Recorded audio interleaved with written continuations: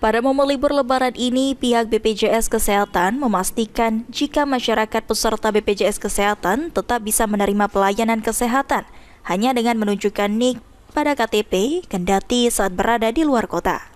Asisten Deputi SDM Umum dan Komunikasi Angga Firdausi mengatakan, sesuai dengan Pasal 4 Undang-Undang Nomor 40 Tahun 2024 tentang Sistem Jaminan Sosial Nasional, peserta BPJS Kesehatan tetap bisa menerima pelayanan di fasilitas kesehatan terdekat yang bekerja sama, meski sedang berada di luar kota, hanya dengan menunjukkan NIK pada KTP jika lupa membawa atau tidak memiliki kartu kepesertaan.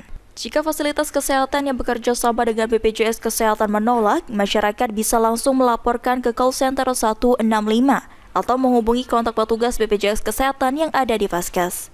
Dihubungi. Intinya BPJS Kesehatan menjamin dan juga Vaskes kami sudah berkomitmen bersama untuk memberikan layanan hanya dengan menunjukkan NIK di KTP. Jadi kalau memang ada petugas yang belum paham dan menolak peserta, itu dapat segera dilaporkan ke kanal-kanal tadi. Sandi Pratama, PAL TV.